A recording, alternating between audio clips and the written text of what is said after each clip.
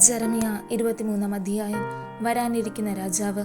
എൻ്റെ മേച്ചിൽ സ്ഥലത്തെ ആടുകളെ നശിപ്പിക്കുകയും ചിതറിക്കുകയും ചെയ്യുന്ന ഇടയന്മാർക്ക് ശാപം. കർത്താവ് അരുളി ചെയ്യുന്നു. ഇസ്രായേലിൻ്റെ ദൈവമായ കർത്താവ് തൻ്റെ ജനത്തെ സംരക്ഷിക്കേണ്ട ഇടയന്മാരെക്കുറിച്ച് അരുളി ചെയ്യുന്നു. നിങ്ങൾ എൻ്റെ ആട്ടിൻപറ്റത്തെ ചിതറി ചോടിച്ചു, നിങ്ങൾ അവയെ പരിപാലിച്ചില്ല. നിങ്ങളുടെ ദുഷ്കൃത്യങ്ങൾക്ക് ഞാൻ പകരം വീട്ടും. അവയെ ആട്ടിപ്പായിച്ച എല്ലാ ദേശങ്ങളിൽ നിന്നും എൻ്റെ ആട്ടിൻപറ്റത്തിൽ അവശേഷിച്ചവയെ ഞാൻ ശേഖരിക്കും. ആലയിലേക്ക് ഞാൻ അവയെ കൊണ്ടുവരും.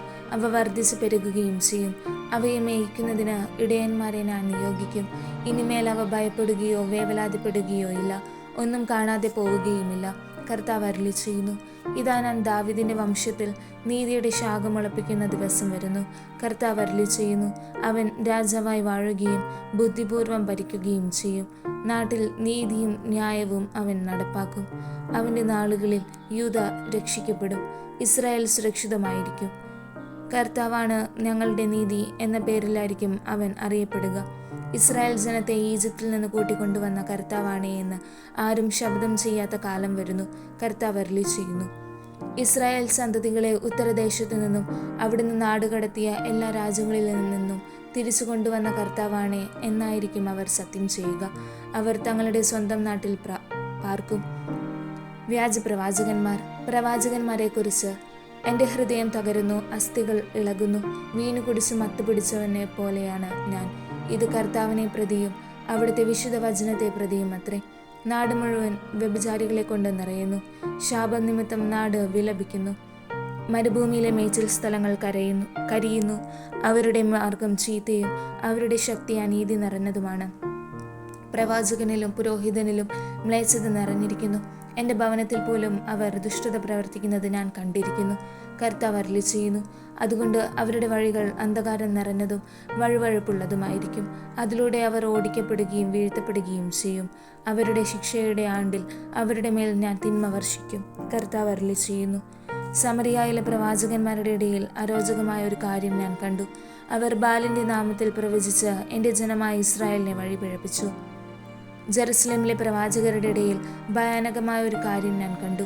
അവർ വ്യഭിചരിക്കുകയും കാപട്യത്തിൽ മുഴുകുകയും ചെയ്യുന്നു. ആരും ദുഷ്ടതയെ ഉപേക്ഷിക്കാതിരിക്കത്തക്ക വിധം അവർ ദുഷ്ടരെ പിന്താങ്ങുന്നു.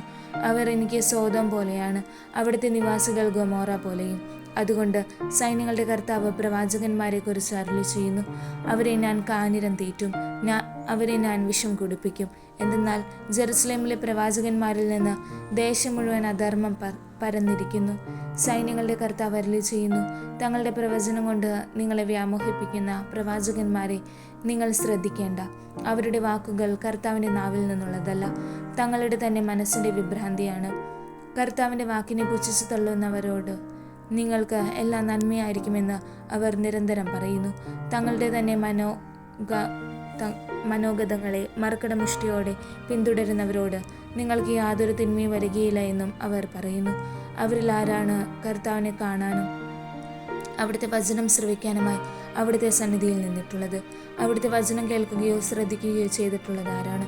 ഇതാ, കർത്താവിൻ്റെ കൊടുങ്കാറ്റ്, ഉഗ്രമായ ചുഴലിക്കാറ്റായി ക്രോധം പുറപ്പെട്ടിരിക്കുന്നു. ദുഷ്ടന്മാരുടെ തലയിൽ അത് ആഞ്ഞടിക്കും. കർത്താവിൻ്റെ ഹിതം പൂർണ്ണമായി നിറവേറ്റുന്നതുവരെ അവിടുത്തെ കോപം ശമിക്കുകയില്ല. സമയമാകുമ്പോൾ അത് നിങ്ങൾക്ക് മനസ്സിലാക്കും. ആ പ്രവാചകന്മാരെ ഞാൻ അയച്ചില്ല, എന്നിട്ടും അവർ ഓടി നടന്നു. ഞാൻ അവരോട് സംസാരിച്ചില്ല, എന്നിട്ടും അവർ പ്രവചിച്ചു. എൻ്റെ സന്നിധിയിൽ നിന്നിരുന്നെങ്കിൽ എൻ്റെ ജനത്തോട് അവർ എൻ്റെ വാക്കുകൾ പ്രഘോഷിച്ചു ദുർമാർഗത്തിൽ നിന്നും ദുഷ്പ്രവർത്തികളിൽ നിന്നും അവരെ പിന്തിരിക്കുമായിരുന്നു. കർത്താവ് ചോദിക്കുന്നു. സമീപസ്ഥനായിരിക്കുമ്പോൾ മാത്രമാണോ ഞാൻ നിങ്ങൾക്ക് ദൈവം? വിദൂരത്തിലിരിക്കുമ്പോഴും ഞാൻ ദൈവമല്ലേ? എനിക്ക് കാണാൻ കഴിയാത്ത വിധം ആർക്കെങ്കിലും രഹസ്യ സംഗീതങ്ങളിൽ ഒളിക്കാൻ സാധിക്കുമോ? സ്വർഗവും ഭൂമിയും നിറഞ്ഞു നിൽക്കുന്നവനല്ലേ ഞാൻ? കർത്താവാണ് ഇത് ചോദിക്കുന്നത്. എനിക്കൊരു സ്വപ്നമുണ്ടായി എന്ന് അവകാശപ്പെട്ട് പ്രവാചകന്മാർ എൻ്റെ നാമത്തിൽ വ്യാജം പ്രവചിക്കുന്നത് ഞാൻ കേൾക്കുന്നുണ്ട്. കള്ളപ്രവചനങ്ങൾ നടത്തുന്ന, സ്വന്തം തോന്നലുകളെ പ്രവചനങ്ങളായി അവതരിപ്പിക്കുന്ന ഈ പ്രവാചകന്മാർ തങ്ങളുടെ ഹൃദയത്തിൽ എത്ര നാൾ വ്യാജം കൊണ്ടു നടക്കും?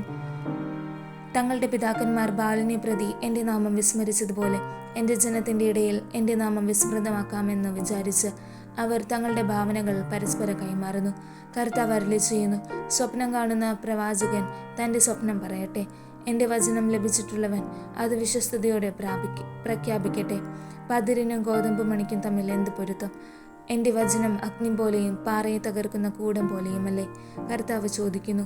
അതിനാൽ അയൽക്കാരനിൽ നിന്ന് എൻ്റെ വചനങ്ങൾ മോഷ്ടിക്കുന്ന പ്രവാചകന്മാർക്ക് ഞാൻ എതിരാണ്. കർത്താവ് അരുളി ചെയ്യുന്നു. സ്വന്തം നാവനക്കിയാൽ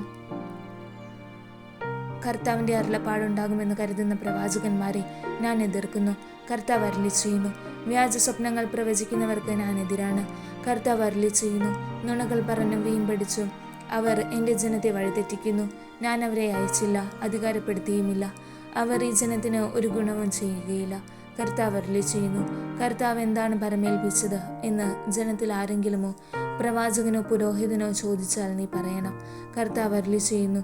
നിങ്ങൾ തന്നെയാണ് ആ ഭാരം. ഞാൻ നിങ്ങളെ വലിച്ചെറിയും.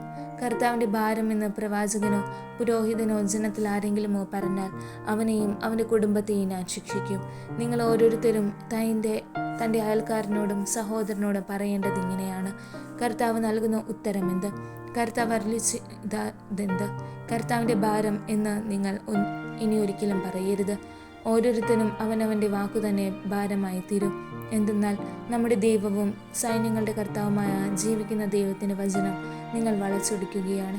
കർത്താവ് നിനക്ക് എന്ത് പ്രത്യുത്തരം നൽകി? കർത്താവ് എന്താണ് അരുളി ചെയ്തത് എന്നിങ്ങനെയാണ് നിങ്ങൾ പ്രവാചകനോട് ചോദിക്കേണ്ടത്. കർത്താവ് അരുളി ചെയ്യുന്നു. കർത്താവിൻ്റെ ഭാരം എന്ന് പറയരുതെന്ന് വിലക്കി ഞാൻ നിങ്ങളെ അയച്ചിട്ടും നിങ്ങൾ അത് തന്നെ പറഞ്ഞാൽ ഞാൻ നിങ്ങളെയും നിങ്ങൾക്കും നിങ്ങളുടെ പിതാക്കന്മാർക്കും നൽകിയ നഗരത്തെയും എൻ്റെ കൺമുൻപിൽ നിന്ന് പിഴുതെറിയും. ശാശ്വതമായ നിന്ദയ്ക്കും മറക്കാത്ത അവമാനത്തിനും ഞാൻ നിങ്ങളെ വിധേയരാക്കും.